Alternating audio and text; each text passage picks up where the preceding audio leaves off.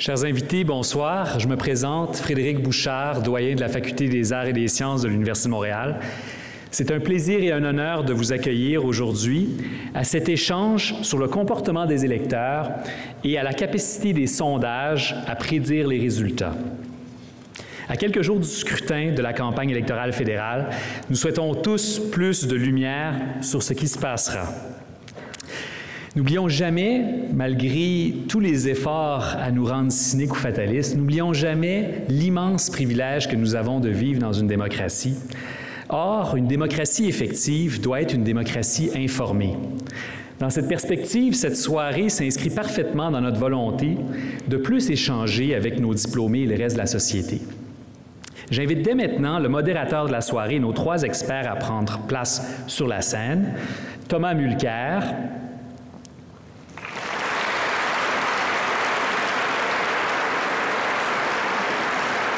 Claire Durand,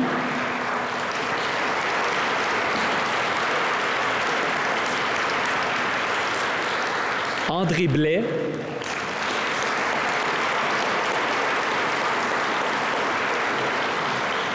et Chantal Hébert.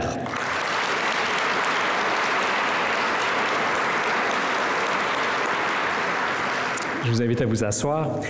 Permettez-moi de vous les présenter brièvement.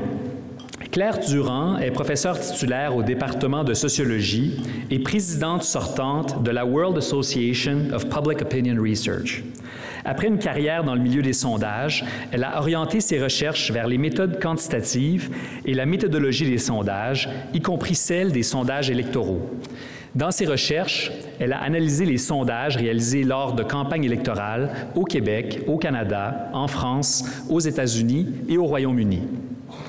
André Blais, spécialiste de renommée internationale en systèmes électoraux, est professeur titulaire au département de sciences politiques.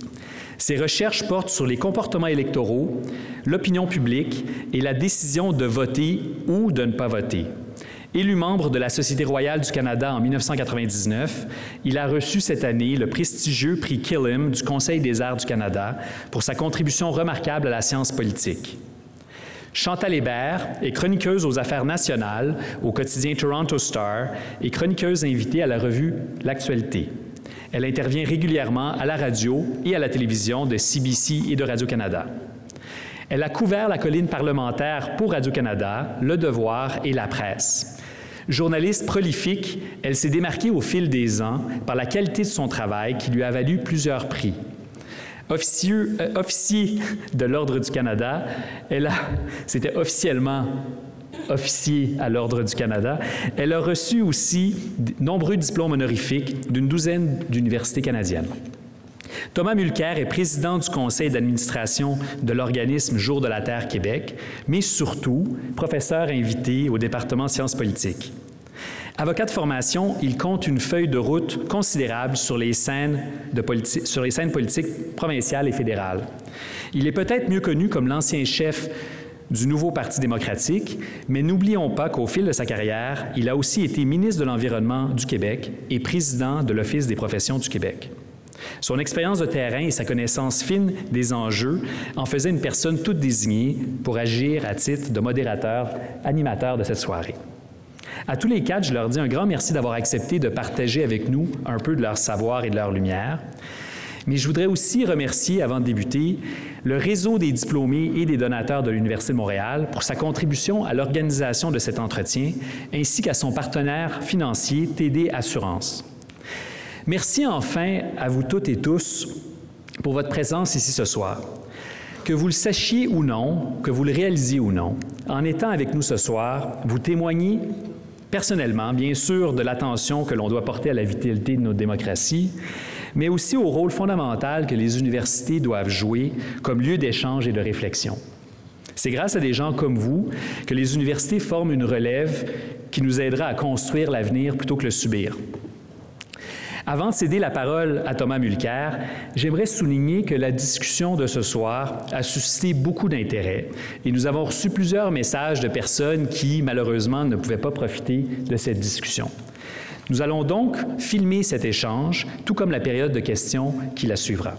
Et maintenant, place à nos experts et je vous souhaite une bonne soirée.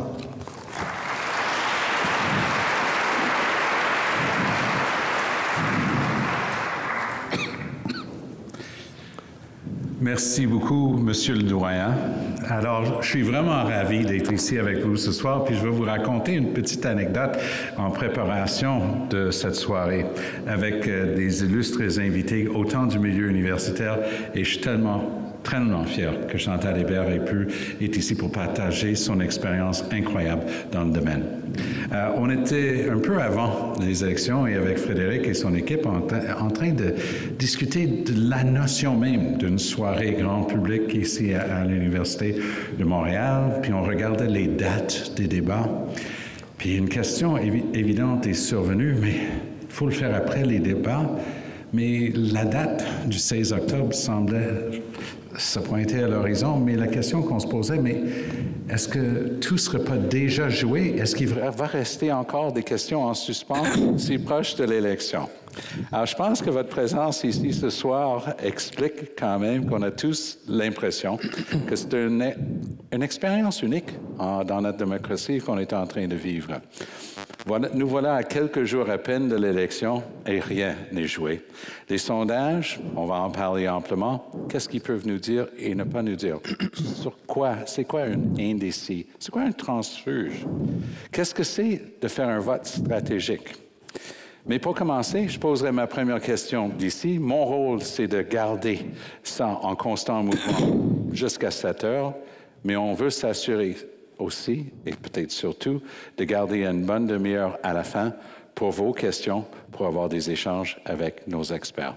Alors, je commence, puisque André Blais et Claire Durand sont de la maison. Je vais m'adresser en tout premier lieu à notre invité, qui est Chantal Hébert. Et ma question concerne les stratégies de communication pendant cette campagne. Et je vais aller au hasard avec un exemple de communication décidé avant la campagne, mais qui a joué beaucoup.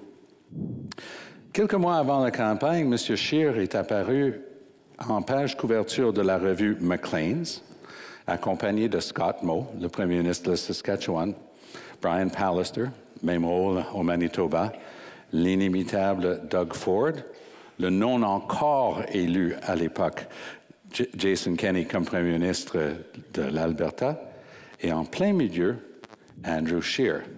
Cette photo de 4 hommes qui sont d'aujourd'hui premiers ministres et d'un qui espère être premier ministre du Canada avait de quoi étonner parce que c'était coiffé du titre « The Resistance ». Et ce à quoi ces gens-là résistaient, c'était la taxe sur le carbone. Alors, ma première question pour Chantal Hébert, si elle veut bien partager avec nous son appréciation ou ses critiques des stratégies de communication des partis lors de cette élection. Madame Hébert.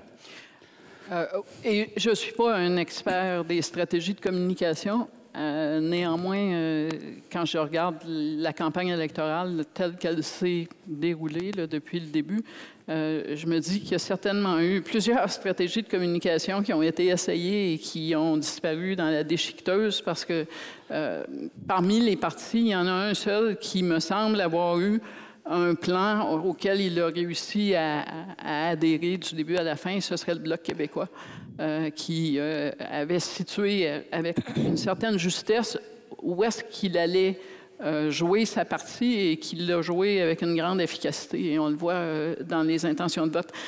Dans le cas de cette image de M. Scheer, qui, moi, me semble en effet résumer beaucoup le problème de la campagne conservatrice, parce qu'on est aujourd'hui quand même à 4 jours du vote.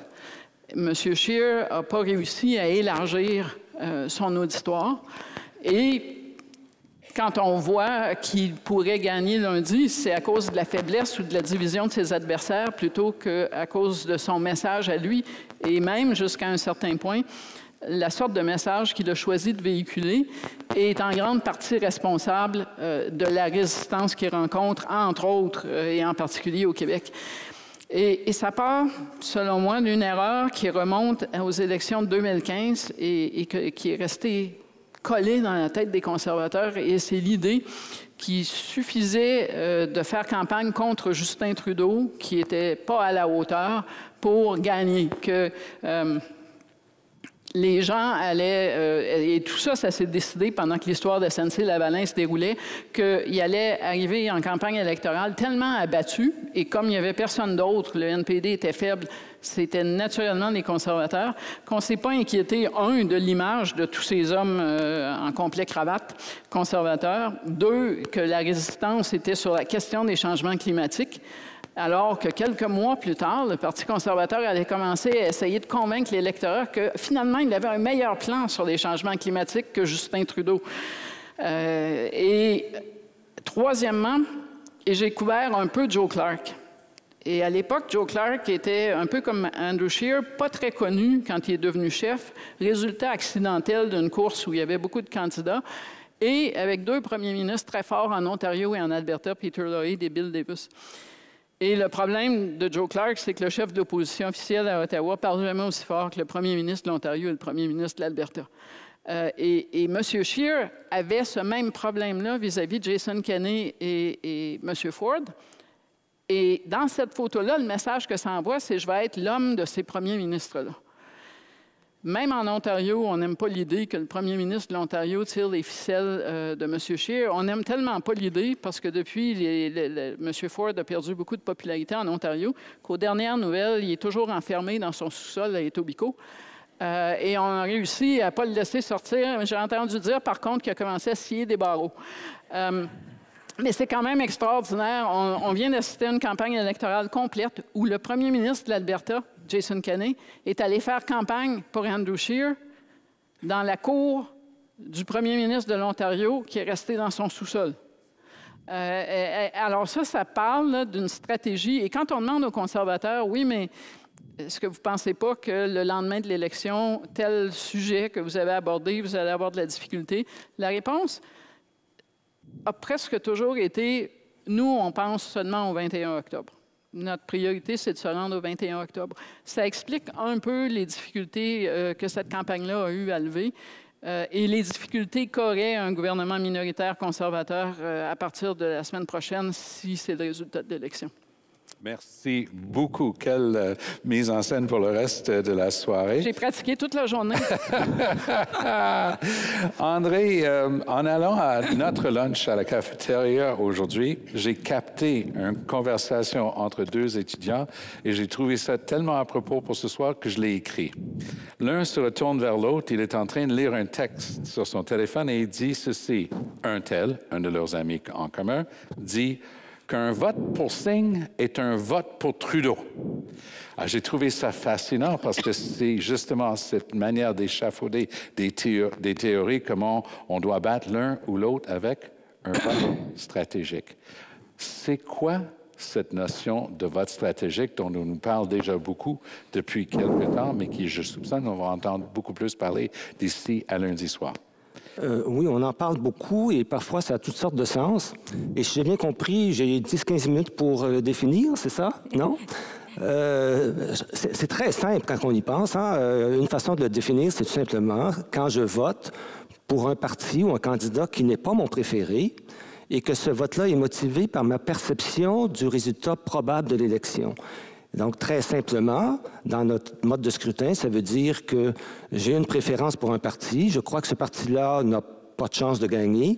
Et je vais vers mon 2e ou peut-être même 3e choix qui, lui, je pense, a des chances de gagner. Et donc, c'est un vote où je tiens compte de ce que je pense être le résultat de l'élection. Et c'est un peu différent du vote sincère, où là, je vote selon mes préférences sans penser au résultat de l'élection. Mais c'est aussi un vote où les préférences comptent, parce que malgré tout, je commence avec mes préférences, je voudrais voter pour un parti, puis peut-être que je fais des compromis, et que de toute façon, parmi tous les partis viables, je vais quand même choisir celui que je préfère. Et donc, c'est une combinaison de préférences et aussi de perception de quels sont les partis qui sont viables, qui ont des chances de gagner. Et c'est pour ça que, par exemple, en France, on va parler d'un vote utile. On veut que notre vote compte. Et donc, on vote pour un parti dont on pense qu'il a des chances. Bien, merci. Et je pense qu'il y a beaucoup de gens qui vont retenir cette définition d'ici, justement, au vote. Claire, toujours un plaisir de partager votre expérience. Je sais qu'en même temps qu'on va parler d'ici à lundi soir beaucoup, justement, de vote stratégique, de vote utile, On va aussi nous dire qu'il y a un nombre impressionnant de gens qui sont encore aujourd'hui, c'est la réalité dans mon entourage avec mes étudiants, qu'il y a beaucoup d'indécis.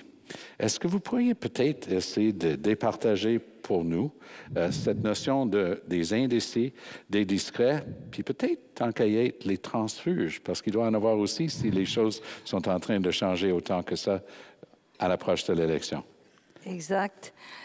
Pendant longtemps, quand tout le monde avait la même méthodologie de sondage, on parlait beaucoup des indécis, puis on s'est mis à parler plutôt des discrets parce que on savait bien qu'il y a des gens qui disaient qu'ils n'iraient pas voter ou refusaient de révéler leur vote, donc qui étaient un peu de la même eau, dans le fond. Et donc, on regardait comment ils pouvaient se répartir. Puis au Québec, on avait tendance à penser qu'ils étaient, étant donné leur profil, ils étaient plus proches du Parti libéral. Mais maintenant qu'il y a plusieurs modes d'administration, puis il y a plusieurs méthodes, puis les sondeurs ont toutes sortes de méthodes différentes, on s'aperçoit que la proportion d'indécis, dans le fond, ça n'a rien à voir avec la vraie proportion d'indécis dans la population, ça a plus à voir avec la manière dont chaque firme de sondage fait ses sondages. Donc, ça devient une information plus ou moins fiable. Donc là, on est en train de regarder, voir si d'autres informations pourraient être plus fiables. Par exemple, Léger demande, est-ce que votre choix est définitif ou vous pourriez changer? Ipsos demande, êtes-vous très certain, assez certain, peu certain, pas du tout certain de votre choix? Donc, on pense que si, effectivement, dans une campagne électorale, moi, je me disais, ça devrait diminuer, la proportion de gens qui disent qu'ils peuvent changer, donc ils se font une idée pendant la campagne.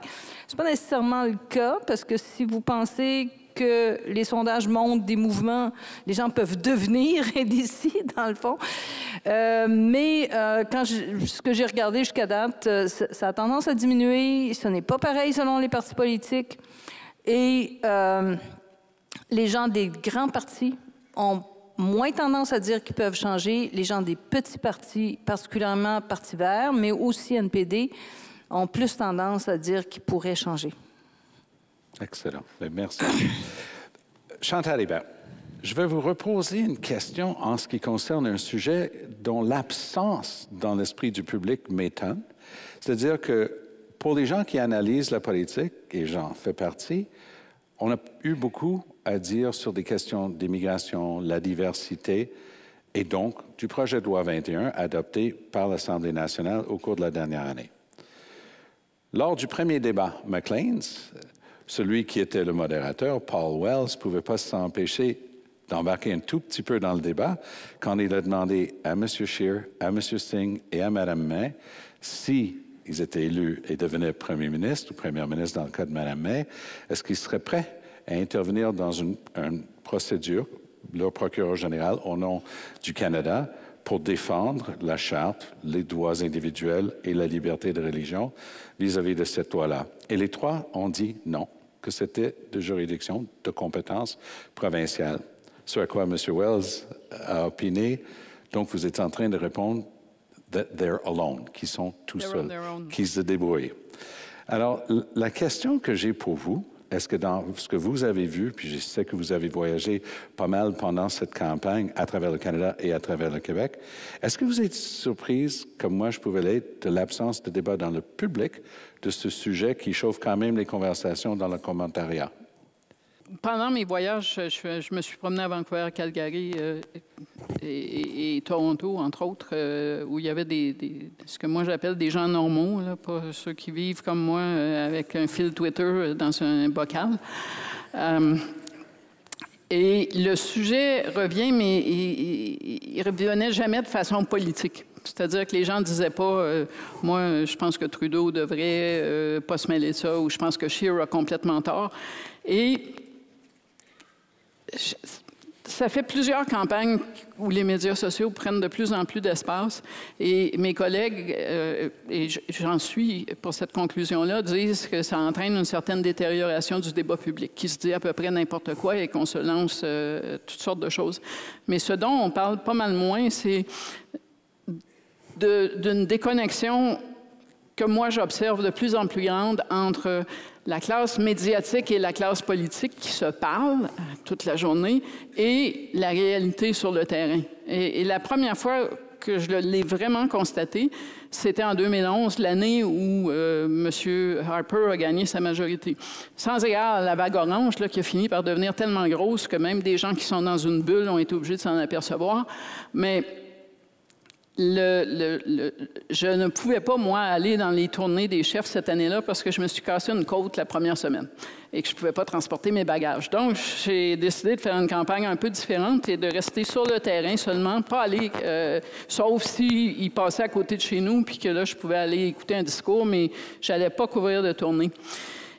Et là, j'ai vu la différence entre ce qui se disait entre les journalistes et les politiciens dans les avions et ce que j'entendais sur le terrain. Je lisais des textes de gens qui couvraient la campagne de Stephen Harper qui disaient « c'est extraordinairement répétitif ». Il passe son temps à dire « we need a strong, stable government ». Et il le disait encore hier, puis il l'a répété aujourd'hui, il ne se passe rien ici. Mais moi, quand j'allais dans les restaurants, puis dans les hôtels, puis que les gens me parlaient, puis qu'on discutait en général de la campagne électorale, les gens me disaient « Maybe we need a strong, stable government ». Je l'entendais, ce message-là, résonner. Et le jour donc, du vote, il y a eu un lunch de journalistes. Et à mon grand étonnement, presque tout le monde qui sortait des tournées était convaincu que Stephen Harper n'avait pas sa majorité. Puis moi, qui n'étais pas allé dans les tournées et qui ne voulais rien dire, j'étais convaincu que, oui, sa majorité, il allait la remporter. Et c'est à partir de ce moment-là que j'ai observé que l'agenda médiatique est de plus en plus pointu à cause des médias sociaux. Et le cas de la loi 21 est un bon cas, parce que les talking heads médiatiques, en anglais en particulier, sont sur ce sujet-là plus en croisade qu'en analyse. Et voudraient vraiment imposer ce sujet-là. Mais sur le terrain, les gens ne voient pas ça comme une cause fédérale, même si un jour, effectivement, moi je pense que n'importe lequel de ces personnes-là, y compris Andrew Scheer, si le gouvernement fédéral est interpellé en Cour suprême sur la loi 21, il va y aller. Mais c'est un débat qui se passe là-dedans, là, dans mon téléphone, pour l'instant. Le débat qui ne se passe pas dans mon téléphone et dont personne à peu près s'occupait ou personne n'écrivait, ça a été le jugement au Québec sur l'aide médicale à mourir. Oui. Ça ne se passe pas dans mon téléphone, ça se passe dans la vraie vie avec des gens qui veulent savoir ce qui va arriver. Mais quand on va faire la somme de ce qui s'est écrit, là, le nombre de lignes qui va avoir été consacrées à ce sujet-là, où il y a une différence fondamentale entre M. Trudeau, M. Scheer et M. Trudeau et les autres, et M. Scheer, ça fait une différence qui va être élu là-dessus. Mais ça, on n'en parle à peu près pas parce que c'est pas dans la grande conversation qu'on se fait accroire dans notre bocal. La question de la femme qui souffrait de sclérose en plaques lors du deuxième débat en français est un des moments très réels et percutants. Un rare moment où la réalité a fait son chemin dans la campagne électorale. Mais on participe à ça, nous, parce que on aurait pu croire que l'avènement de toute cette instantanéité, tout cet accès, ça aurait eu pour effet de rendre les parois du bocal dans lequel, forcément, quand on couvre la politique, on vit, ça les rendrait plus larges, on verrait plus le monde. Mais ce qui est arrivé, c'est que c'est devenu des miroirs, puis on passe beaucoup de temps à se regarder. Bien, merci. Claire, encore une fois, justement, à l'approche du vote, je pense que votre expertise peut être vraiment pertinente pour les gens qui sont ici ce soir et qui nous regarderont à partir de demain. J'ai une question simple, mais qui ouvre sur beaucoup de possibilités. Et c'est peut-être, je me référerai d'abord du résultat qui était tellement en porte-à-faux avec les sondages du vote au provincial le 1er octobre, il y a un an. Donc, les sondages étaient ici, coude à coude, nez à nez, et puis le résultat tout autre.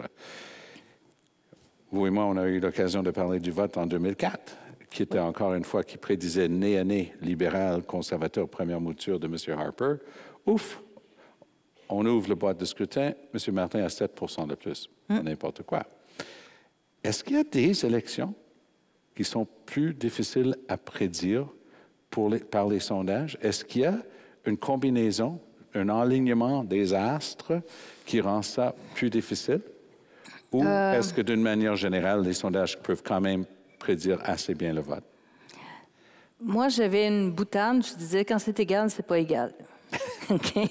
Donc, quand il y a deux partis qui sont très, très proches, souvent, il y a une sous-estimation des conservateurs, des partis plus conservateurs. Par contre, ce qui s'est passé en 2004 au Canada, c'était une sous-estimation du Parti libéral.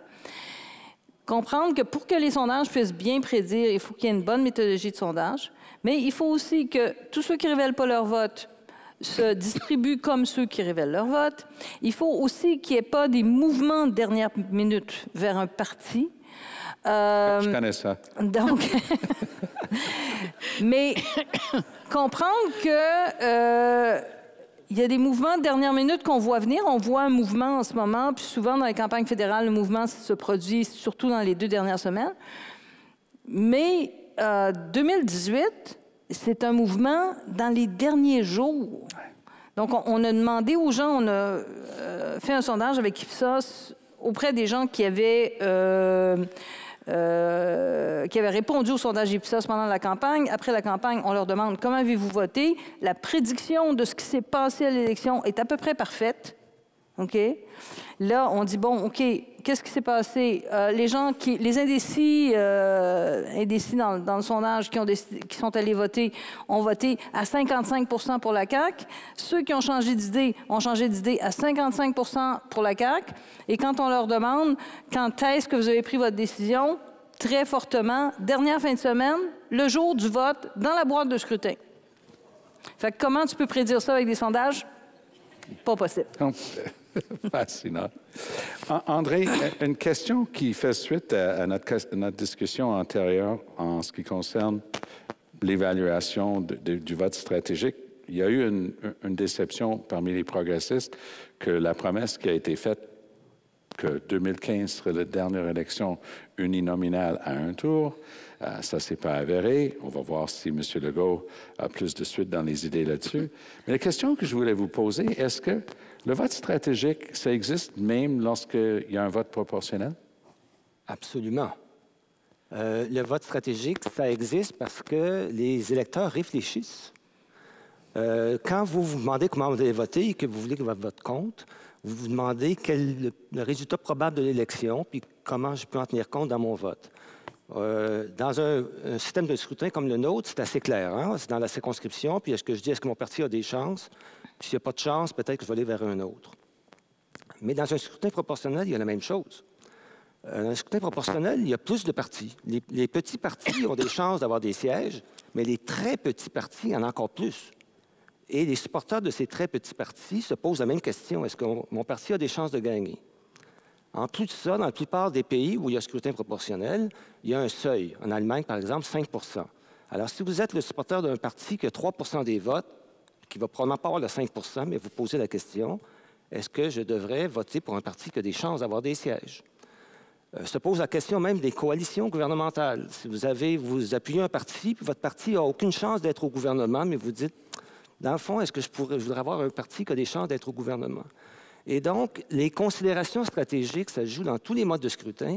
Et en fait, avec 2 co-auteurs, on a essayé de voir exactement ce qui s'est passé en Allemagne en 2013. Et on a trouvé à peu près 10 % de votes stratégiques dans ces élections-là, ce qui est un peu plus que ce qu'on trouve généralement au Canada. Et donc, maintenant, plusieurs recherches qui montrent que, quel que soit le mode de scrutin, il y a pas tout le monde, la plupart des gens votent de façon sincère, mais il y a quand même une minorité importante de gens qui votent en fonction de ce qu'ils pensent que pourrait être le résultat de l'élection. Et donc, je dis à tous mes amis réformistes, vous en avez peut-être un, peut-être, vous aussi, oui. Mais c'est intéressant. que ce n'est pas un bon argument pour la réforme du mode de scrutin. Dans tout mode de scrutin, il y aura du vote stratégique. Et donc, trouver des meilleurs arguments, il y en a des bien meilleurs arguments, et cela, c'en est un mauvais. Oublions-le. Excellent. Chantal, j'aimerais aller... Pour la prochaine vie, là. Oui, je pense que ça va prendre une autre vie, justement, pour avoir un changement du mode de scrutin. Mais j'oserais dire que M. Legault a été plus sage. Il a réussi à trouver une manière de reporter ça en avant. Oui. D'accord. Il le porte au calendrier grec, mais de manière élégante. Mais un sujet, puisqu'on est en milieu universitaire ce soir, qui m'intéresse beaucoup, pour l'avoir vécu, j'étais déjà là depuis 2 élections, c'était ma 3e en 2011, et j'ai été frappé par une chose, qu'en 2011, les jeunes, les 18-25 ans, on l'a mesuré après, sont restés à la maison. Plus de 60% n'ont pas pris la peine d'aller voter. M. Trudeau a réussi à rallier et inspirer beaucoup de jeunes à venir voter en 2015. C'est subjectif, mais je suis en train de sentir que M. Singh est en train d'inspirer beaucoup de jeunes. Quand je l'ai vu aller en milieu universitaire, ça a l'air d'être le cas.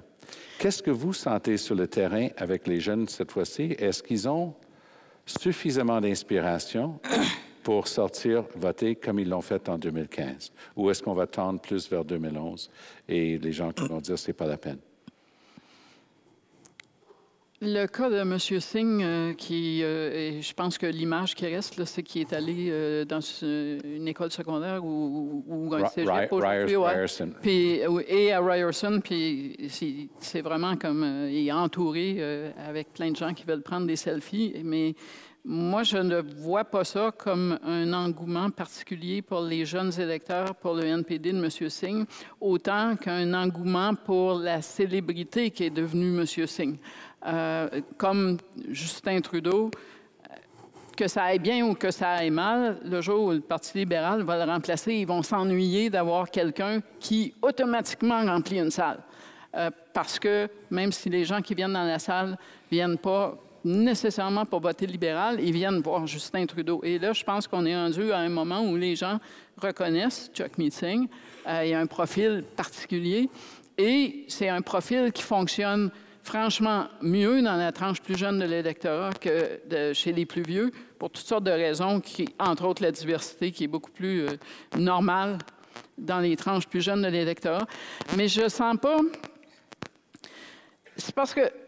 Et ça, je l'ai remarqué aussi au Québec. Oui, il y a des gens, et on s'entend, il y a des gens qui détestent Justin Trudeau. Il y en avait qui le détestaient totalement en 2015 et qui le détestent encore plus. Et il y en a d'autres qui les ont rejoints. Mais c'est une frange particulière qui a un profil particulier qui est très souvent le profil d'un monsieur un peu plus âgé qui a tendance à être blanc.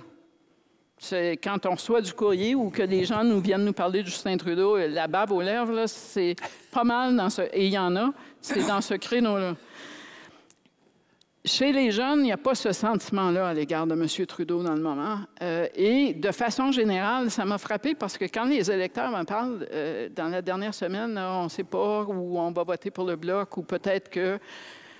Ils me parlent parfois en mal de M. Scheer, mais il me parle rarement en mal ou même de Justin Trudeau, ce qui est un phénomène. Mais moi, je vais au marché, alors je vais vous raconter mon expérience d'évolution du vote à partir des gens qui vendent, pas des gens du 514 qui vont acheter, mais de ceux du 450 qui viennent traverser le pont pour vendre. Et ils sont passés sur 3 semaines avec les débats. Un samedi, ils ne connaissaient pas Andrew Scheer. Le samedi suivant, après le débat de TVA, ils ne l'aimaient pas. Et le samedi d'après, qui est ce samedi-ci, ils ne parlaient que du Bloc. Mais sur toute cette démarche-là, il n'y a jamais personne qui m'a parlé de Justin Trudeau.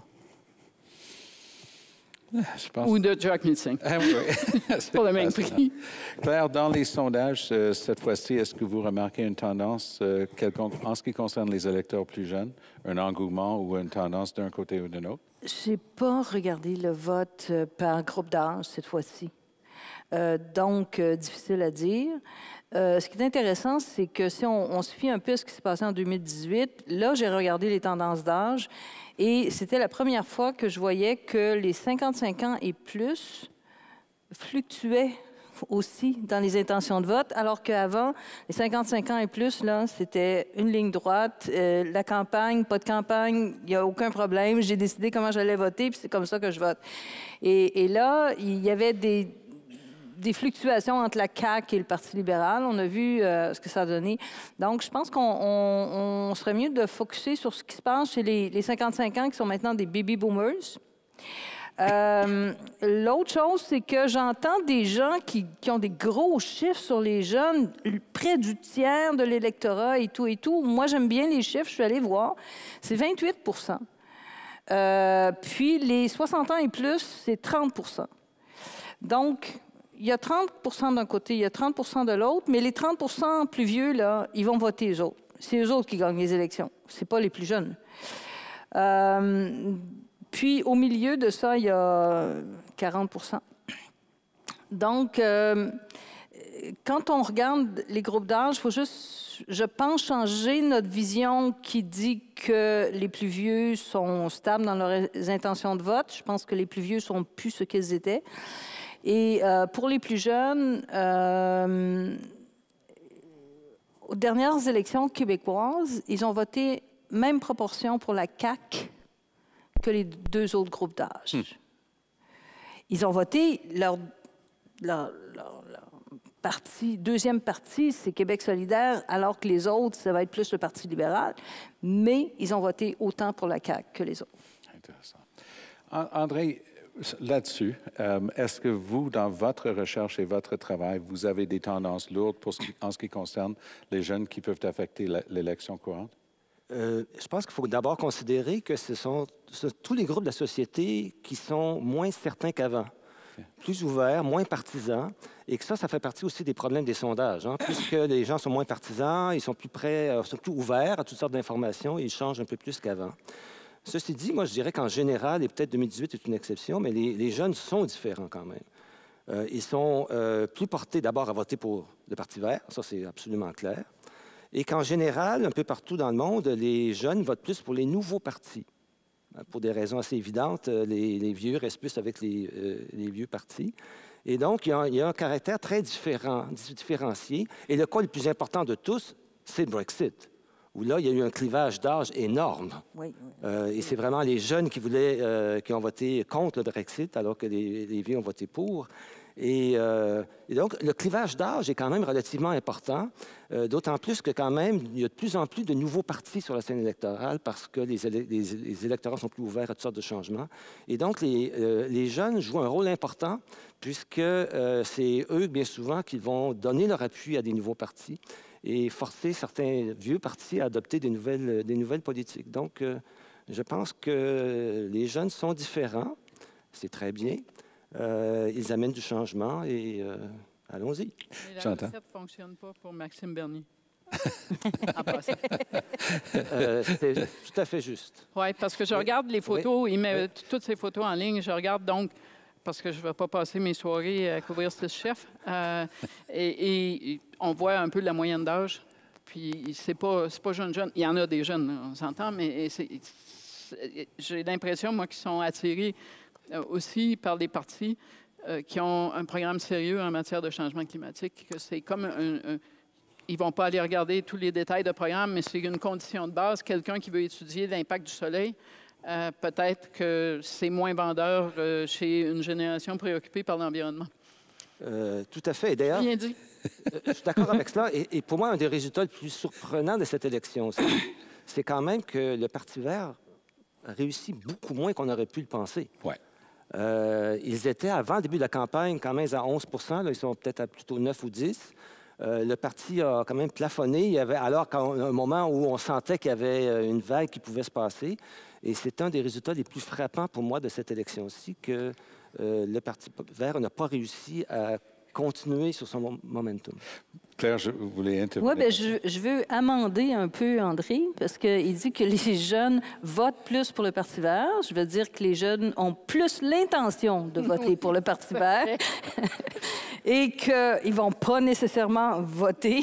Donc, ça, c'est le premier point. Le deuxième point, c'est que, et puis ça fait ce qu'ils appellent un green experiment, où dans la moitié de l'échantillon, ils ne mentionnent pas le Parti vert, ils disent juste un autre parti, puis ensuite, ils demandent le parti. Et dans l'autre moitié, il mentionne un Parti vert. Il y a une variation très importante.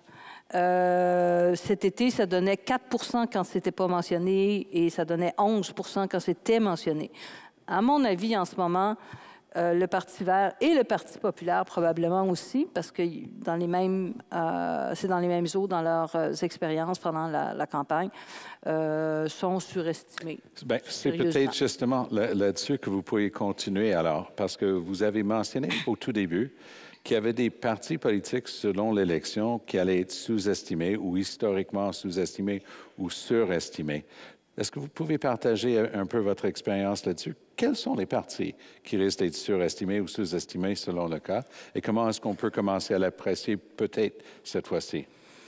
Les conservateurs sous-estimés, particulièrement en Ontario. Donc, quand les conservateurs sont sous-estimés dans les élections canadiennes, et ça arrive quand même, en tout cas, au moins une fois sur deux, ça se passe surtout en Ontario. C'est un gros 4 points de pourcentage en Ontario. Les partis surestimés, habituellement les plus petits partis, entre autres parce que les gens ne vont pas aller voter. Donc, on pense au NPD et on pense au Parti vert. Maintenant, le Bloc, est-ce un petit, un gros parti? Ça dépend où tu es, et ça dépend des années. Mais il est relativement systématiquement surestimé, sauf en 2015, il n'a pas été surestimé, il était à 20 %. Mais dans les autres élections, il était à peu près toujours surestimé et en tout cas, on pense en particulier que c'est une question de méthodologie dans ce cas-ci, le fait que les firmes du Canada anglais, en général, à de rares exceptions, ne pondèrent pas par la langue maternelle. Donc, ils ont trop de francophones dans leurs échantillons québécois. Intéressant. Il y a eu énormément de sujets qui ont à peine été effleurés lors de la campagne.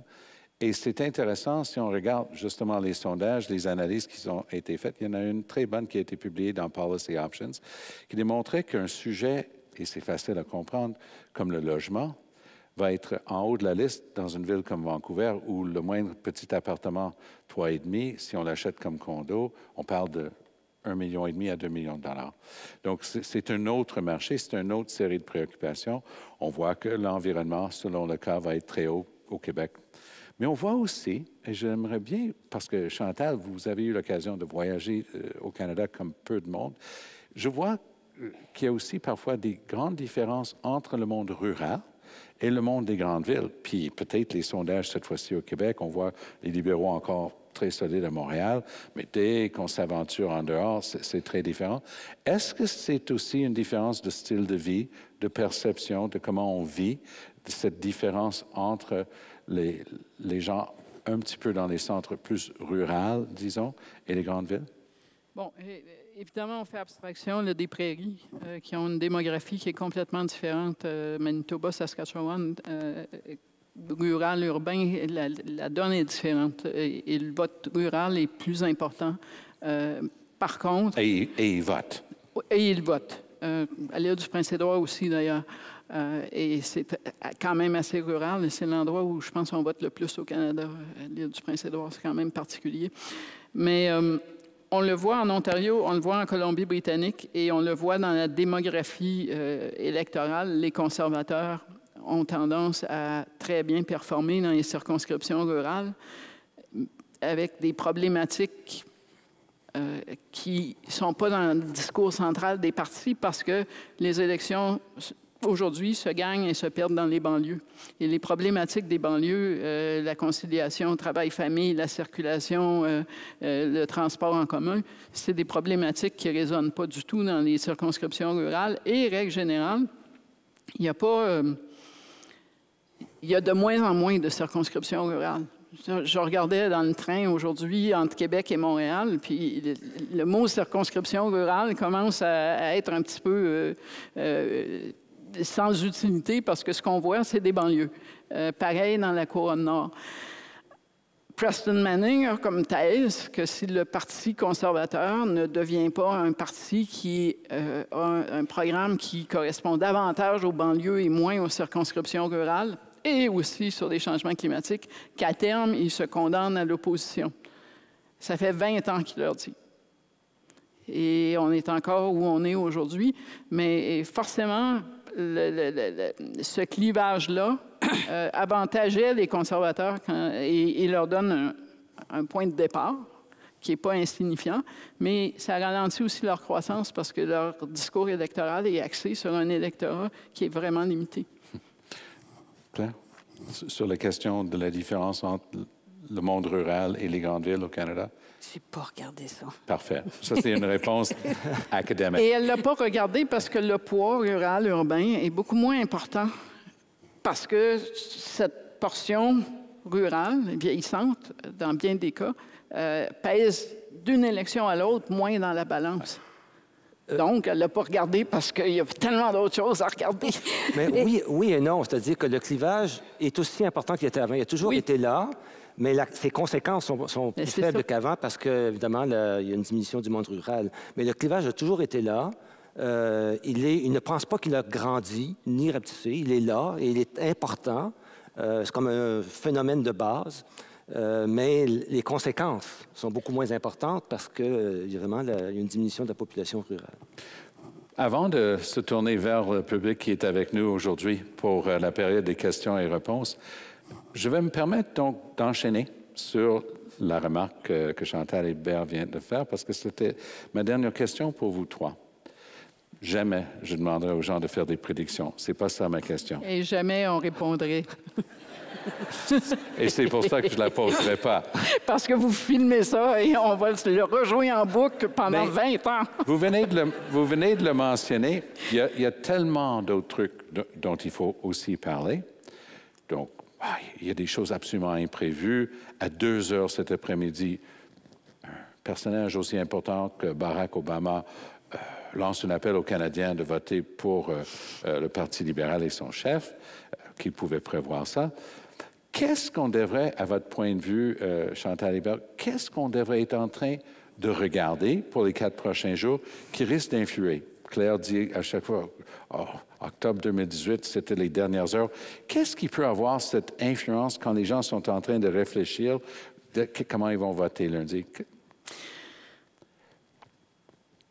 Les libéraux pensent, les néo-démocrates craignent, et je crois que les deux ont raison, que plus les sondages vont rendre probable, possible, l'avènement d'un gouvernement conservateur lundi, plus les électeurs qui ne sont pas conservateurs et pour qui c'est un résultat qu'ils ne souhaitent pas, et ça on l'entend beaucoup, vont peut-être être portés à se questionner sur leur choix si leur choix n'est pas le Parti libéral.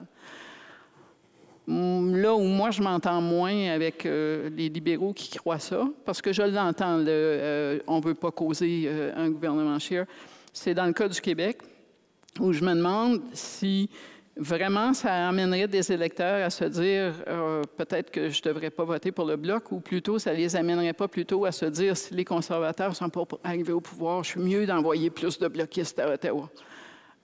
Et il y a ça. Donc, cette espèce d'égalité statistique où on n'est pas égal, dans un certain sens, ça veut dire que les libéraux sont encore dans la course, mais attention, la fin de semaine dernière, là, la majorité des électeurs qui s'en allaient voter pour le Bloc, le NPD et autres, étaient convaincus que Justin Trudeau allait être premier ministre le 22 au matin. Et là, on l'entend depuis une semaine qui commence à dire « Mais ça se peut que je ne sois pas votre premier ministre. » Et M. Scheer joue dans ce film-là en disant « Voici mes 100 premiers jours et je vais avoir une majorité. » Bon, on peut se poser des questions. Sur Barack Obama, je pense, moi, que c'était, de façon générale, c'était une bonne nouvelle pour Justin Trudeau. Mais deuxièmement, il y a une certaine cohérence dans la démarche de M. Obama, dans la mesure où il l'a fait aussi pour Emmanuel Macron, il l'a fait pour Angela Merkel. Et en gros, si Jack Meeting était en campagne électorale avec Justin Trudeau à 33 % chacun, ce serait indéfendable.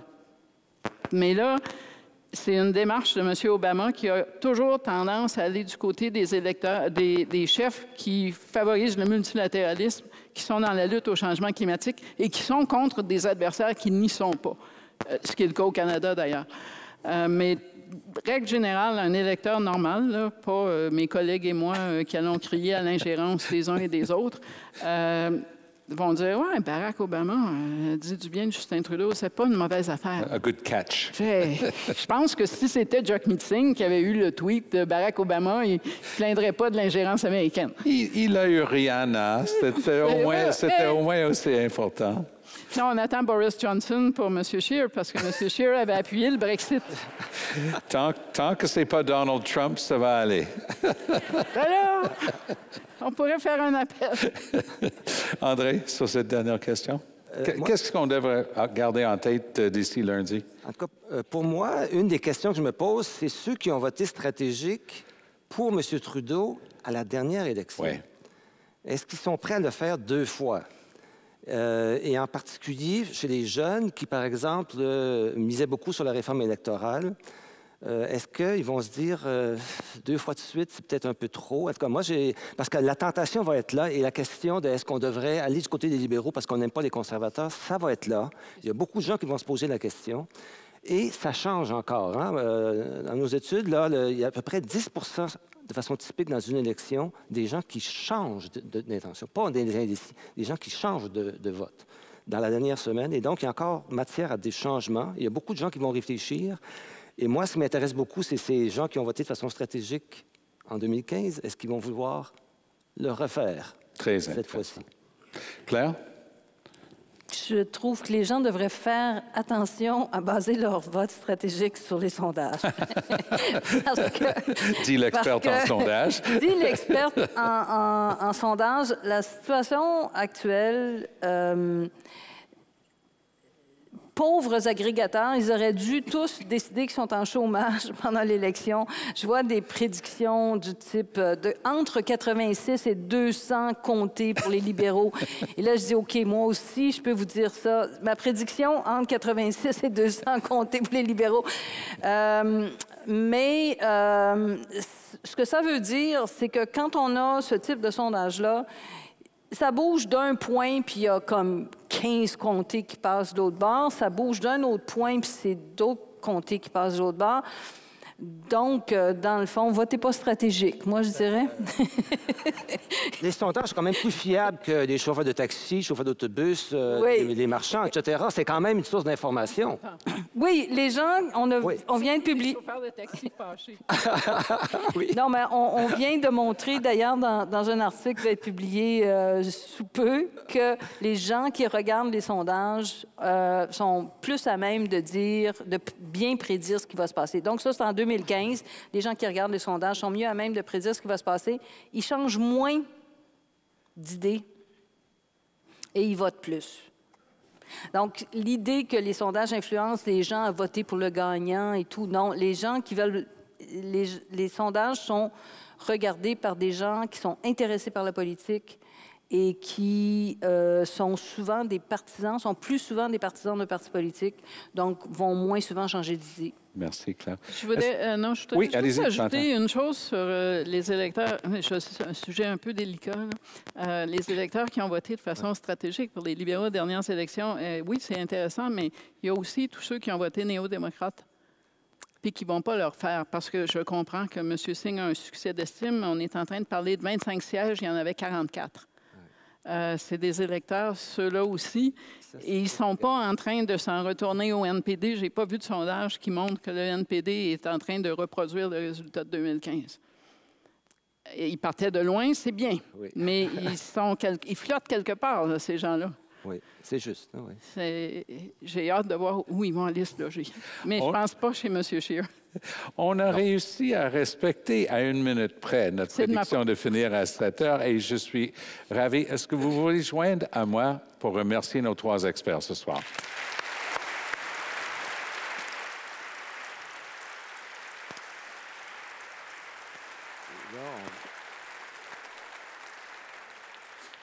Alors, nous sommes bien installés avec des micros prêts. Je vais me permettre, avec le sourire, de vous dire qu'à la Chambre des communes, une question à la période des questions, c'est 35 secondes. Et c'est ça la différence entre une question et un argument ou un discours. Alors, je vais tenter de garder ça en constant mouvement et avec le plus de questions possible. Alors, je vous invite de commencer à vous présenter au microphone, puis je vais faire comme j'essaie toujours de faire dans ces conditions-là, de faire en sorte qu'il y ait une bonne alternance entre les femmes et les hommes. Et je vais aller vers mon ami et collègue de longue date, Henry Milner. Henry. Bon, alors, je dois ajouter une nuance à la discussion de vote stratégique, surtout parce que mon collègue André disait que c'est la même chose dans les systèmes proportionnels et dans notre système. C'est pas tout à fait la même chose. C'est vrai que c'est une vote stratégique dans les deux cas. Mais ce que je dirais, c'est que dans notre cas, normalement, c'est un vote défensif. Ça veut dire que vous voulez éviter l'élection de quelqu'un que vous ne voulez pas, donc vous pensez que votre première préférence ne peut pas gagner, donc vous votez pour quelqu'un qui peut gagner. Ça, c'est notre système de vote stratégique normal. Et quand on a vu, par exemple, les sondages pour le Parti vert, au moins dans les deux derniers cas, ils étaient à 8-9 % dans les derniers sondages, et soudainement, le vote, c'est 3 ou 4 %. Probablement parce que certains des gens ont dit le candidat vert n'a pas de chance, je vais voter pour un autre candidat. Henry, on a déjà un bout qui concerne André, puis un bout qui concerne Claire. Alors, je vais me permettre de dire que c'est une excellente intervention. C'est pas fini. Ben, en fait, oui, c'est fini. Ça, c'est le cas typique canadien dans notre système. Okay. Prenons le cas typique... Henry, je suis désolé, on ne peut pas faire des discours. Non, c'est une période des questions pour les experts qui nous accompagnent. Non. Alors, je vais demander à André... Non, je peux pas... Regarde, je n'ai pas donné mon argument, tu peux pas... Ce que je dis simplement, c'est que dans le cas d'un système proportionnel, que je connais parce que je suis spécialiste dans les pays scandinaves, etc., le cas typique, c'est quelqu'un qui vote pour une partie qui n'a pas de chance à traverser le seuil de, disons, 4 % comme en Suède. Ce qu'on a vu là-bas, c'est que des électeurs du Parti social-démocrate, pendant plusieurs années, un certain nombre ont voté pour le parti de gauche pour permettre à ce parti-là de traverser le 4 % pour faire partie d'une coalition. Donc ça, c'est un vote positif pour permettre leur parti, le Parti social-démocrate, d'aller au pouvoir. C'est ça la différence. Merci. Alors, je vais demander à André Blais de prendre des éléments de l'intervention de Henry et peut-être de le commenter. Je pense qu'il faudrait avouer que Henry et moi, on joue au tennis régulièrement. On a discuté de cette question-là plusieurs fois. Je suis toujours pas convaincu, Henry, malheureusement. C'est-à-dire que oui, d'abord, essentiellement, je ne dis pas que c'est la même chose. Je dis que la même proportion d'électeurs qui votent de façon stratégique, les différentes formes de vote stratégique varient d'un mode de scrutin à l'autre. Ce qui est positif ou ce qui est négatif, ça dépend du point de vue. Moi, je ne sais pas ce qui est positif puis ce qui est négatif. Alors, je vais demander de voir un petit peu plus de lumière et je vais aller vers une femme. Je vais vous demander juste de changer avec la femme en arrière de vous et on va veiller à garder une alternance. Bonjour. Monsieur avait été galant et me l'avait offert. J'ai aucun doute. Alors, peut-être juste donner votre nom et... Oui, bonsoir. Je m'appelle Béatrice Cadrin. J'ai une interrogation sur le vote stratégique, justement. Parce que, bon, moi, j'ai la chance d'habiter dans une circonscription où mon vote sincère correspond au vote stratégique. Mais ce qui m'échappe un peu dans la discussion sur le vote stratégique, c'est que dans notre système, on vote pour des députés de circonscription. Quand on discute du vote stratégique, on semble dire, on parle au niveau des chefs. Mais si on s'adonne à habiter dans une circonscription où le candidat qui est très fort n'est pas du parti qui semble accéder ou qui est fort dans les sondages, à ce moment-là, il me semble que la discussion du vote stratégique devient différente. Voter pour le parti fort au niveau fédéral ne correspond pas au député qui est fort dans ma circonscription, ou enfin au candidat, je devrais dire. Les étapes de réflexion deviennent différentes. Puis, il me semble que ça n'a pas été mentionné dans la discussion. Bien, merci beaucoup, Béatrice, pour cette importante question. Et Claire Durand souhaite répondre. On sous-estime l'importance des candidats dans les comtés. Sur 5 élections, j'ai demandé, après l'élection, quelle est la principale raison qui explique votre vote. Puis il y a quand même une proportion non négligeable de gens qui disent « parce que le candidat dans mon comté ».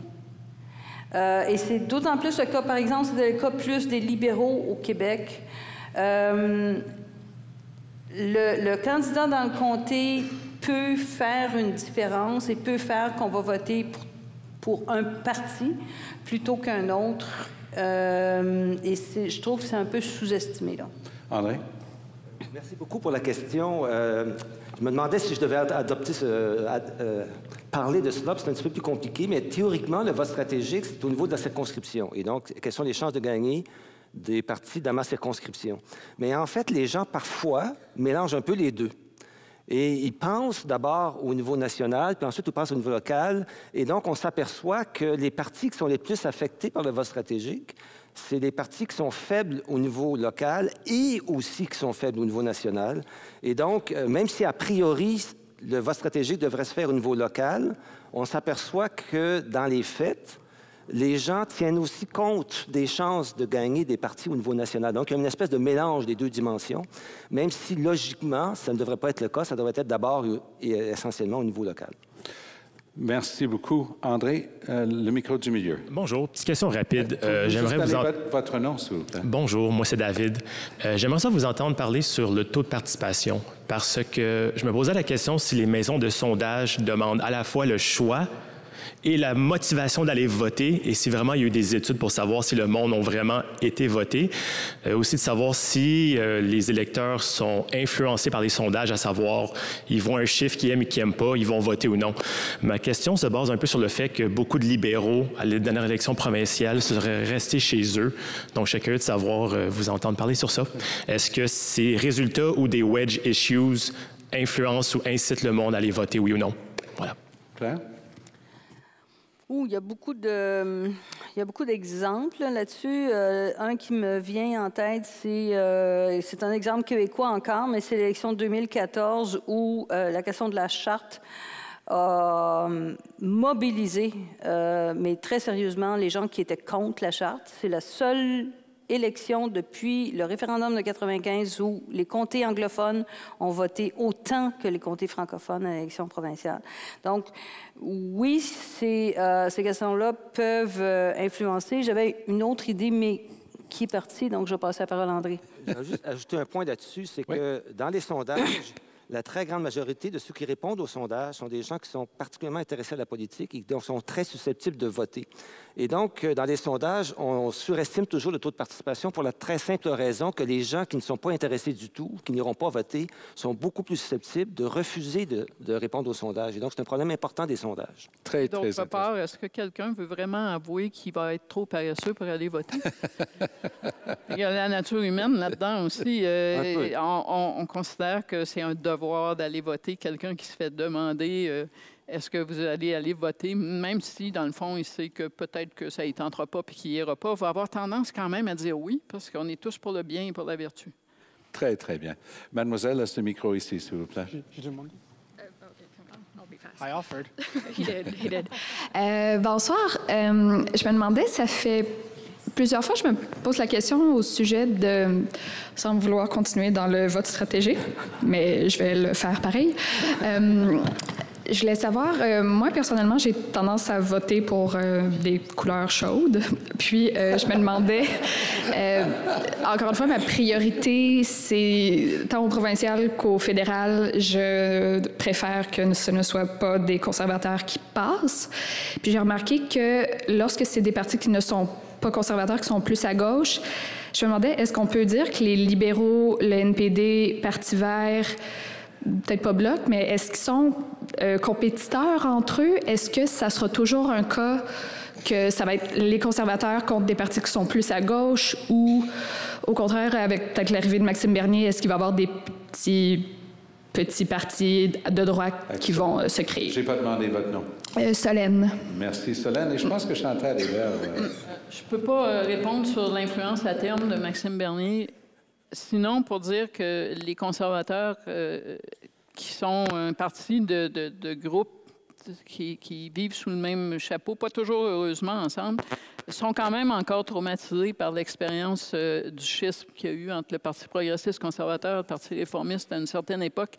Et donc, tout ce qui est une tête pensante dans ce mouvement-là, et là, je parle de Jason Kenney, Stephen Harper, et ça va jusqu'à Rona Ambrose, James Moore, vont tout faire pour qu'on ne se relance pas sur ce genre de voie-là. Du côté des partis qu'on dit progressistes, ou en tout cas qui ne sont pas le Parti conservateur, on est dans une dynamique où, quand la chance électorale a favorisé le NPD et que les libéraux sont tombés en 3e place, il s'est installé tout de suite la pensée magique que les libéraux allaient disparaître aux élections suivantes et que ce n'était pas nécessaire donc d'essayer de trouver des terrains d'entente. Et quand les libéraux sont revenus au pouvoir de la 3e place à un gouvernement majoritaire, ils se sont dit exactement la même chose. Et tout le monde récolte cette année la rançon de la pensée magique parce que quand même, et je ne suis pas en train de dire que les conservateurs vont gagner lundi, mais quand le Parti conservateur est uni contre les néo-démocrates et les libéraux, il est très rare que le résultat est un gouvernement majoritaire qui est libéral ou néo-démocrate. Dans le cas des néo-démocrates, ça ne s'est même pas passé. Donc, cette division-là est probablement le facteur qui permet le plus aux conservateurs d'espérer revenir au pouvoir régulièrement. C'est une des raisons pour lesquelles le Parti conservateur n'aurait jamais accepté une réforme électorale, n'importe laquelle, qui aurait amené un mode de scrutin plus proportionnel. Est-ce que je peux relancer un peu la question en vous demandant si le fait que les presque 30%, selon les sondages, que représenteraient les NPD et le Parti vert et le chamaillage assez public depuis le premier jour de la campagne, lorsque Elizabeth May a fait du rentre-dedans au Nouveau-Brunswick, qui a continué jusqu'à il y a 2 jours quand elle se plaignait que le NPD était trop dur avec elle sur la question de libre choix des femmes. Est-ce que ça, c'est pas une indication justement qu'un vote plus vers le proportionnel pourrait régler une partie de ces problèmes-là? Parce que si, justement, ces gens-là divisent 30% puis n'ont rien qui s'approche moindrement de ça, comme les sièges, ça ne plaide pas un peu en faveur de ce que disait Henry Miller tantôt? Oui, j'ai couvert Jean Chrétien trop longtemps et il m'est resté le souvenir qu'il disait si ma grand-mère avait des roues, elle aurait été un autobus. Il n'y en aura pas de réforme électorale.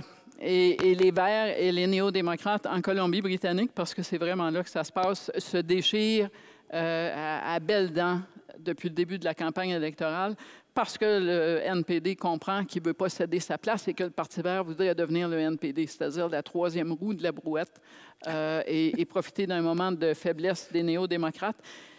C'est une partie du problème en passant de Mme May qu'au début de la campagne, elle s'est plainte des journalistes qui étaient cruels avec elle parce qu'un souverainiste n'est pas un séparatiste. Avait-elle expliqué, et qu'après, maintenant, c'est les néo-démocrates qui ne sont pas assez gentils avec elle. On a parlé de la campagne des Verts qui ne décolle pas. Une partie du problème, c'est que ce n'est pas une campagne qui a été particulièrement performante sur le plan du message. Ouais. Mais cette division du vote-là, il y a quelques personnes dans tous les partis qui, à un certain moment, ont parlé de l'idée que les néo-démocrates et les libéraux pourraient trouver avantage à se parler. C'est jamais allé très loin parce qu'un parti, c'est comme une famille et ça ne veut pas inviter le clan du voisin dans la pièce. Néanmoins, si les conservateurs gagnent, ce débat-là va repartir.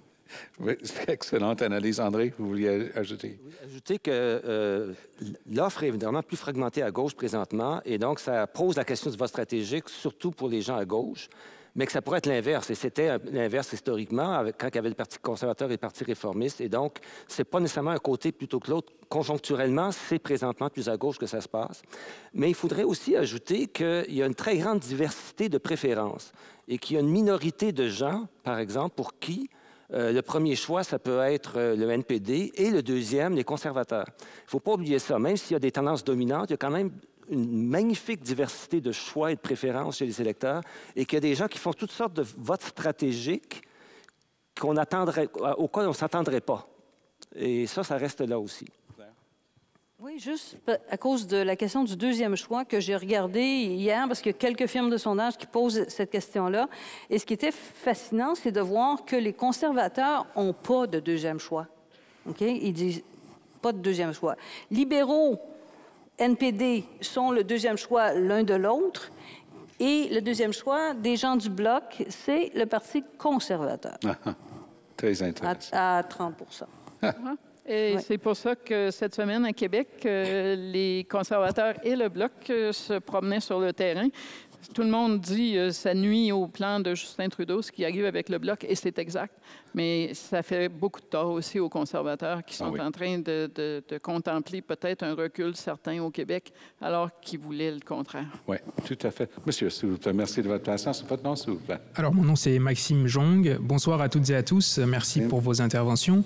J'avais une question qu'on n'a peut-être pas soulevée assez dans ce débat-là, c'était sur l'instantanéité, la recherche de l'instantanéité et l'impatience des électeurs. On a comme de plus en plus l'impression que, puisqu'on est de plus en plus habitué à l'instantanéité, que après avoir voté pour un candidat, après qu'il ait été élu, on est tout de suite quasiment déçu de son bilan qui n'est même pas encore arrivé. Est-ce qu'on a une espèce de tendance entre les différentes élections à une sorte d'impatience qui fait en sorte que finalement les gens ne votent pas pour le parti pour lequel ils ont voté juste avant? Chantal, Oui, une partie de cette dynamique-là vient aussi de la façon dont on couvre la politique, les politiques. Dans cette campagne-ci, on en a vu des exemples. On a passé les 2 premières semaines de la campagne à voir beaucoup de couvertures qui, en gros, disaient Andrew Scheer et Justin Trudeau, même programme politique. Dans les faits, c'est faux. Il y a des différences entre les programmes et la semaine prochaine, on va avoir un gouvernement qui va faire des choses différentes selon qu'il est bleu ou qu'il est rouge. Mais, et aussitôt que quelqu'un change un peu son approche, ça devient qu'il a renié ses promesses, s'ajuster aux événements, ça n'existe pas. Et tout ce qu'on réussit est oublié le lendemain et tout ce qui n'a pas marché, on s'en souvient toujours. Dans cette dynamique-là, c'est même pas la campagne en instantané, c'est qu'aussitôt que l'électeur pense qu'il s'est donné un gouvernement qu'il pense qu'il va aimer, on s'apprête à le convaincre qu'il s'est franchement trompé et qu'il devrait retourner au magasin avec sa facture. Et on le fera sans doute moins la semaine prochaine si le gouvernement est minoritaire, parce que là, on va être dans une autre dynamique qui va être pourquoi est-ce que ces bandits-là du Bloc ou du NPD ne font pas tomber ces gens-là ou pourquoi est-ce qu'ils veulent les faire tomber. Mais dans un gouvernement majoritaire, nous sommes les principaux fabricants de ce que les anglophones appellent « buyer's remorse ». Mais effectivement, ça donne du travail pour les gens qui commentent la politique, parce que la prochaine élection serait dans 12 à 18 mois. C'est bon pour nous. Alors, dans le milieu, s'il vous plaît, on va laisser, on va faire l'alternance et on reviendra à vous après, monsieur. Oui, votre nom, s'il vous plaît. Marie Léger-Saint-Jean, je suis une moitié de Prémalurne, un blog qui commentait les élections de l'année dernière. Donc, Claire a évoqué rapidement le fait que les petits partis sont souvent surestimés parce qu'ils n'ont pas une bonne machine, ils n'ont pas l'expérience pour faire sortir le vote. Puis ça, c'est quelque chose qu'on a trouvé donc avec mon collègue Martin Patnon de Monette. On est des anciens organisateurs d'un parti de couleur chaude. Et donc, on trouvait que dans les médias, on n'expliquait pas cet aspect-là de la sortie du vote puis des machines. Puis c'est ce qui peut faire en sorte que certains petits partis arrivent avec des surprises quand ils ont bien mis leur machine au bon endroit. C'est difficile à dire aux agrégateurs. Par contre, on travaille fort dans ce terrain-là. Donc, je vais faire ma fangirl puis je vais poser une question à Chantal Hébert. Est-ce que ça devrait être le rôle... Est-ce que c'est un choix conscient de la part des médias de ne pas couvrir la machine? Est-ce que tu es en désaccord avec moi que c'est pas couvert? Couvrir une campagne électorale, c'est faire des choix. Et surtout aujourd'hui, avec les moyens qui sont pas mal plus limités des médias. Et l'aspect que vous soulevez est franchement pas d'un intérêt fondamental ou essentiel pour qu'un électeur prenne cette décision. C'est intéressant. C'est une réalité de la vie que les grands partis ont des machines mieux organisées que les petits partis. Mais est-ce que cette mécanique-là est vraiment à choisir entre 3 sujets, les changements climatiques, le télégramme de Barack Obama, le tweet et qu'il a livré avec la cavalerie. Entre M. Obama, qui intervient dans la campagne, le dossier des changements climatiques et une évaluation des programmes de tous les partis et l'état de la machine du Parti vert pour sortir ou ne pas sortir son vote, moi, si c'est moi qui commande et que j'ai 2 journalistes, il n'y en a pas un qui va s'en aller couvrir la machine électorale d'un parti. Bon, ça c'est clair. Oui, monsieur maintenant. Bonjour, mon nom est Josh. Mon question, c'est que nous sommes tous les Québécois et nous sommes à Montréal, mais si on était peut-être à Terre-Neuve ou en Alberta, est-ce que la discussion ce soir va être que la campagne électorale était trop concentrée sur le Québec au lieu d'être sur tout le Canada? Je sais un peu pas français. Je pourrais vous faire remarquer que la campagne provinciale en Alberta a été beaucoup axée sur le Québec, alors que ce serait gênant. Et c'est ce que moi, je répondrais à une salle de gens d'Alberta, vu que j'ai fait ce genre de salle-là depuis le début de la campagne. Si eux trouvent qu'on parle trop du Québec, peut-être qu'ils devraient regarder dans leur cours, parce que la campagne de Jason Kenney, c'était en gros une campagne où l'Alberta est en chicane avec la Colombie-Britannique sur un projet de pipeline, mais M. Kenney parle du Québec et de la péréquation. Alors, la dynamique qui a été créée autour du rôle du Québec dans le débat qui est d'intérêt primordial pour l'Alberta, c'est une dynamique made in Alberta. Merci. Très, très, très intéressant. On s'en va ici maintenant, oui. Oui, bonjour. François. François, allez-y.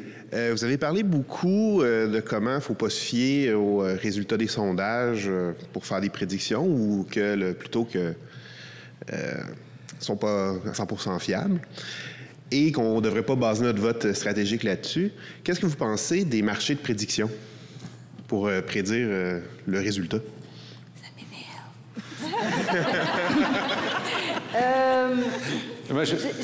La partie sotto-voce, c'était « ça m'énerve ». J'ai pas dit que les sondages n'étaient pas fiables. J'ai dit que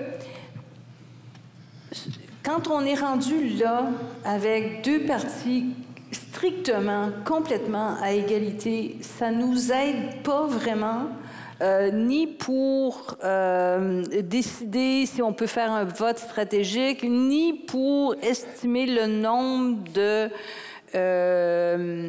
députés que chaque parti va avoir, le nombre de comtés. Et donc, c'est un peu comme si on n'avait pas d'informations. C'est un peu... Quand les gens font aussi des sondages de comtés, c'est un peu la même chose. Ils font des sondages dans des comtés où c'est serré. Bien, le sondage, il dit que c'est serré. et donc, qu'est-ce qui va se passer le jour du vote quand vous avez 3 partis qui sont à l'intérieur de la marge d'erreur? Tout peut se passer. J'aime pas vraiment ces marchés de prédiction, même si je sais que...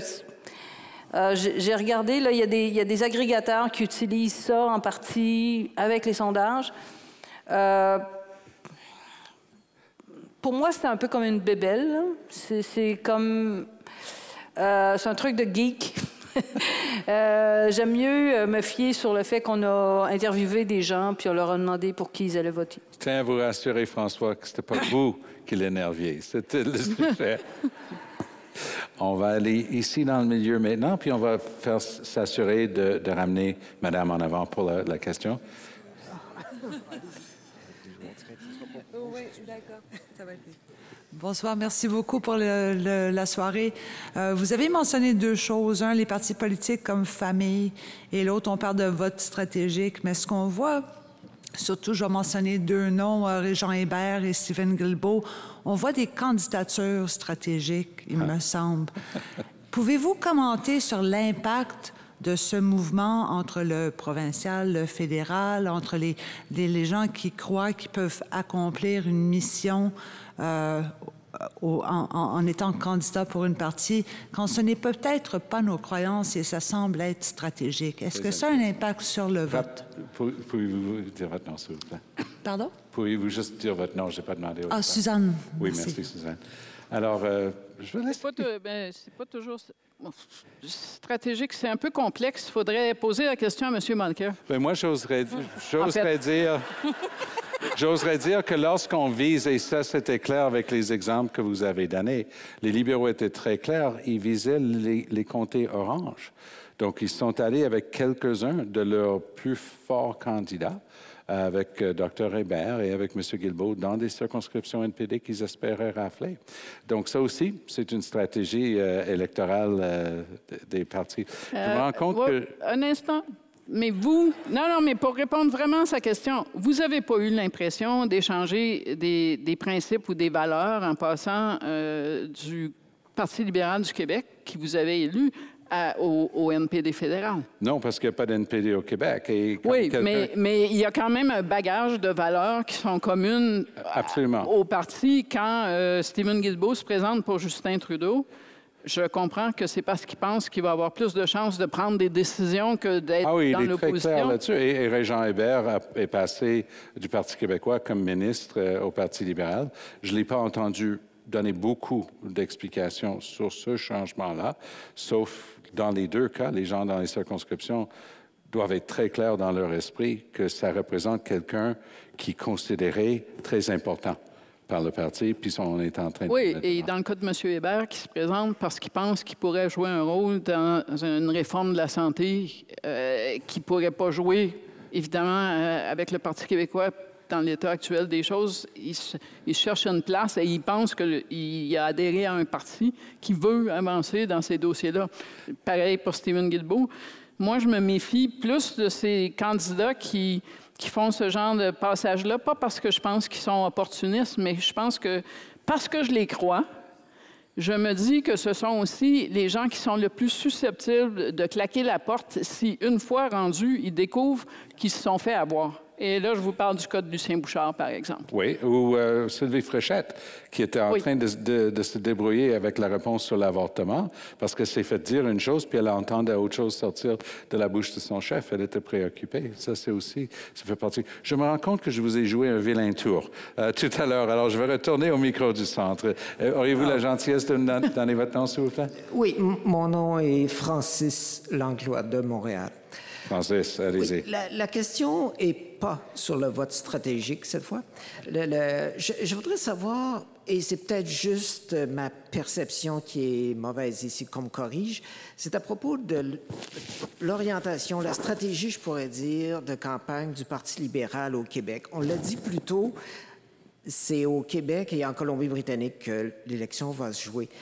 Et pourtant, il m'a semblé, même dans les débats en français, que Justin Trudeau mon Dieu, essayait plus d'attaquer Andrew Scheer que ses concurrents immédiats québécois qui pourraient lui faire perdre des sièges au Québec, le Bloc et le nouveau Parti démocratique. Est-ce que je me trompe ou si je me trompe pas et que oui, M. Trudeau attaquait plus M. Scheer que les autres partis, comment justifier cette stratégie-là?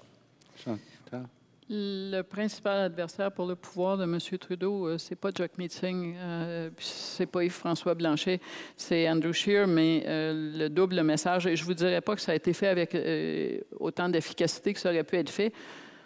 Cela dit, j'ai rarement vu un premier ministre sortant gagner un débat des chefs. Généralement, un premier ministre sortant, ça survit au débat des chefs. Mais je pense que l'autre raison de cette stratégie-là, à tort ou à raison, c'est de bien montrer aux électeurs qu'il y en a juste un des deux la semaine prochaine qui va devenir premier ministre. Et que donc, regardez Andrew Scheer, parce que si c'est pas moi, avec tout ce que vous me reprochez de ne pas avoir fait convenablement, ça va être lui Est-ce que vous aimez mieux ça? Ou M. Mulroney appelait ça amener les électeurs à se rendre compte que Mère Teresa n'est pas sur le bulletin de vote. André? C'est très utile de courir des premiers ministres qui ont un langage coloré. C'est une tradition qui se perd, malheureusement. J'ajouterais que c'est probablement plus facile pour M. Trudeau d'attaquer M. Scheer. C'est avec lui quelqu'un qui a le plus grand désaccord, et donc c'est comme normal, entre guillemets. Et je suppose qu'il pensait, ou qu'il pense toujours, qu'il pourra toujours récupérer les votes progressistes à la fin. C'est un pari qui m'apparaît un peu audacieux, c'est loin d'être sûr, mais c'est probablement le pari qu'il a décidé de faire. On va compléter, on va fermer les micros maintenant. Merci beaucoup, Francis. On va compléter avec des questions qui restent au micro, puis on va aller ici à ma gauche. Donc, bonsoir tout le monde. Auriez-vous la gentillesse de donner votre nom, s'il vous plaît? Je m'y rendais. Eliane Béliveau-Leblanc. Ma question, en quelques secondes, est que l'électeur doit forcément baser sa stratégie de vote sur les sondages. Or, à moins que je ne m'abuse, j'ai jamais vu de sondage qui demandait à l'électorat si vous pouviez voter strictement avec vos convictions, votre cœur, quel serait votre vote, et maintenant, si vous votiez stratégique, quel serait votre vote. Première question, est-ce que ce genre de sondage-là existe? Et deuxième question, si jamais on avait ces genres de données-là, est-ce que peut-être qu'à ce moment-là, le vote stratégique pourrait basculer vers un vote qui serait plus de conviction? Claire. On demande quand même aux gens, par exemple, quel est leur chef préféré sur toute une série d'enjeux. On demande quel est leur deuxième choix. Mais je pense, je vais peut-être passer à André. André, il me semble que dans certaines études, tu as demandé la préférence. En fait, mais c'était des études académiques. Dans les enquêtes universitaires, de façon typique, on va poser des questions pour mesurer les préférences envers les partis, envers les candidats. On va poser des questions sur une échelle de 0 à 10, où 0 veut dire que vous n'aimez pas du tout et 10 veut dire que vous aimez énormément. Comment vous évaluez chacun des partis ou chacun des chefs de parti. Et donc, on a des mesures de préférence relativement sincères. Et ça, c'est très utile. Est-ce qu'on pourrait diffuser ce genre de données-là de façon plus générale? Possiblement. Mais je ne pense pas qu'il faut trop se préoccuper du vote stratégique. Il n'est pas si énorme que ça. Et c'est correct de se poser des questions puis de demander si je pourrais voter différemment selon mes ordres de préférence. Pour moi, c'est relativement simple. Hein? Mettons, j'ai un parti préféré. Je me dis, est-ce qu'il y a des chances de gagner? S'il n'y a pas de chance de gagner, est-ce que j'ai vraiment un deuxième choix que j'aime bien? Sinon, je vote pour mon parti préféré. Si je pense qu'il y a un deuxième choix qui est acceptable, je passe à mon deuxième choix. Ça ne me paraît pas si compliqué que cela. Bien, merci. On va aller ici maintenant, à ma droite. C'est Simon. Bonjour, Simon. Oui, donc, vous avez mentionné le déclin de la partisanerie. Vous avez aussi mentionné le nombre d'indécis qui est très élevé. Par contre, des chiffres sont tombés ce matin comme quoi il y a un nombre record de votes par anticipation. Donc, comment vous pouvez expliquer ce phénomène-là? Excellente question. Est-ce que quelqu'un veut hasarder? Je n'ai pas compris. La question est de savoir, bon, on parle de beaucoup de partisanerie, de vote stratégique, mais et les gens qui peuvent avoir un vote moins élevé. Mais ce matin, on a donné les chiffres pour le vote par anticipation à tout près de 5 millions, un nombre qui dépasse largement ce qui a jamais existé auparavant. Est-ce qu'il n'y a pas une contradiction entre les deux? Moi, ce que je peux dire, c'est que on dit toujours que les gens n'osent pas dire qu'ils n'iront pas voter ou qu'ils n'ont pas voté. Mais lors de la dernière élection, en 2018, les gens qui disaient qu'ils n'avaient pas voté, on leur a demandé quelle est la principale raison qui explique que vous n'êtes pas allé voter. Et c'est vraiment des raisons pratico-pratiques. J'ai été pris à mon travail, j'ai été pris dans le trafic, j'avais un rendez-vous à l'hôpital, etc. Donc, c'est effectivement, on peut penser que si c'est plus facile d'aller voter, qu'il y a plus la plage horaire est plus importante, que effectivement, on enlève une barrière au vote. Il y a ça. Est-ce que historiquement aussi, un vote par anticipation? On ne peut pas interpréter quoi que ce soit du vote par anticipation. Depuis 30 ans, c'est de plus en plus facile de voter par anticipation. De façon structurelle, le vote par anticipation augmente et en général, le taux global de participation diminue. C'est la tendance générale. Et je ne crois pas que le vote par anticipation, si important cette fois-ci, je ne pense pas que ça veut dire grand-chose. Moi, je m'attends à ce que le taux de participation ne soit pas... Je suis complètement d'accord. On a rendu beaucoup plus disponible le vote par anticipation cette fin de semaine, d'une part, et d'autre part, c'est en train d'entrer dans les mœurs l'idée qu'on peut aller voter, si on veut, une semaine avant. C'est plus... On fait ça. Et je suis d'accord pour les raisons pratiques, ayant moi-même pas eu l'occasion de voter dans une élection municipale à Montréal parce que mon avion est arrivé trop tard. Très, très bien.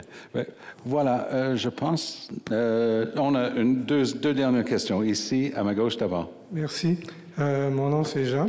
Bonjour, Jean. Alors, je veux revenir un peu sur le rêve de la proportionnelle, parce qu'on fait l'hypothèse que dans les comtés, les populations sont plus ou moins homogènes, à part rural, banlieue, ville, mais certains comtés où les gens d'une couleur sont en minorité, les gens de l'autre sont en très grande majorité, mais si on additionne toutes ces minorités, ça fait quand même une proportion intéressante, genre 30 %. Alors, pourquoi ne pas instaurer la proportionnelle? Ce serait justement beaucoup plus démocratique pour avoir un vote justement qui compte.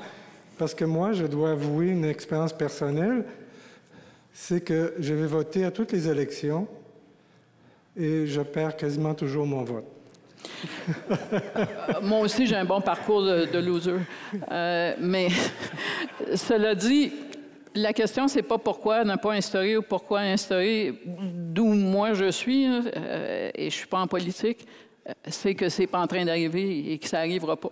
Au Québec, je le sais pas. Je remarque qu'en Colombie-Britannique, où on a revoté là-dessus, le nombre de gens qui ont voté contre a augmenté d'une fois à l'autre. Qu'à l'île du Prince-Édouard, où on a revoté là-dessus, la majorité s'est prononcée contre. Alors, je vous le dis franchement, si on s'en va ici sur une consultation populaire, il ne faut pas présumer que la réforme du mode de scrutin va passer la rampe. Et au fédéral, je pense qu'on serait d'accord là-dessus, ce dossier-là va rester au point mort pour l'avenir prévisible. Fermé au double tour. André? Là-dessus, de façon surprenante, je suis en désaccord. Je crois que le vote stratégique, ce n'est pas un argument pour la réforme du mode de scrutin. Il y a toutes sortes d'arguments pour et contre, très valables. Moi, je pense que le mode de scrutin va changer d'ici 200 ans. C'est très, très, très, très probable. C'est bon, ça. Et on sera là pour le commenter. Mais qu'on n'utilise pas l'argument du vote stratégique. C'est pas valable, tout simplement, parce que dans tous les modes de scrutin, il y a du vote stratégique. Et dans les proportionnels, le taux de participation diminue également. La proportionnelle, c'est pas la solution miracle à tous les problèmes. C'est une solution intéressante qui a des avantages puis certains désavantages. Et je pense qu'on devrait en discuter longuement et changer d'ici 200 ans. Une dernière question ici, au micro à ma droite. Merci beaucoup. Mon nom est Jonathan et c'est assez simple comme question. On a vu une certaine appropriation de débats sur des enjeux provinciaux pendant cette élection fédérale. Fait que ma question, c'est juste, est-ce que c'est un phénomène qui se fait depuis plusieurs élections fédérales passées ou est-ce que c'est justement, comme vous disiez, relié à l'agenda médiatique qui a comme un peu poussé ces débats-là dans les débats? Vous me rappelez ma thèse de doctorat, je ne vous dirai pas quand je l'ai faite, qui date un peu et qui était sur le vote des agriculteurs au Québec. Et je m'intéressais à l'impact des décisions du gouvernement fédéral sur le vote provincial et des décisions provinciales sur le fédéral. Les gens mélangent les choses. Ce n'est pas nouveau. Il n'y a rien de changé. Le niveau d'information sur les juridictions est très limité. Et malheureusement, on a un peu de tout à chaque fois. Ce n'est pas surprenant. C'est un peu aussi, pour certains électeurs, ça a été le cas au Québec quand on votait Trudeau au fédéral et René Lévesque au Québec. C'est le cas en Ontario beaucoup, où les électeurs ontariens ont tendance à voter rouge à Queen's Park quand c'est bleu à Ottawa et vice-versa. Donc, il y a toujours un peu cette idée que les politiciens fédéraux peuvent se poser en espèce de rempart bouée de sécurité contre le gouvernement qu'on vient de se donner à l'échelle provinciale. Si vous passez à travers les discours qu'a prononcé M. Trudeau en Ontario depuis le début de la campagne, c'est pas juste la loi 21 là, qui a pris de la place, il a dit le mot « Ford » beaucoup plus souvent que n'importe quel autre mot comme « Scheer » ou « Singh » parce que en Ontario, la campagne libérale est axée sur l'idée que si les libéraux passent, ils vont être là pour réparer des pots cassés, payer pour l'université francophone que M. Ford veut mettre de côté, renflouer l'enveloppe pour l'autisme qu'il veut éliminer. Alors, et c'est pas anormal parce qu'il y a une dynamique fédérale provinciale dans toutes les provinces.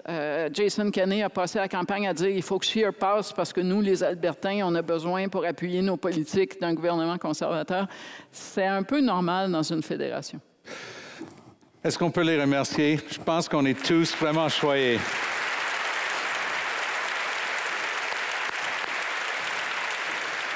Claire Durand, André Blais, Chantal Hébert, merci beaucoup.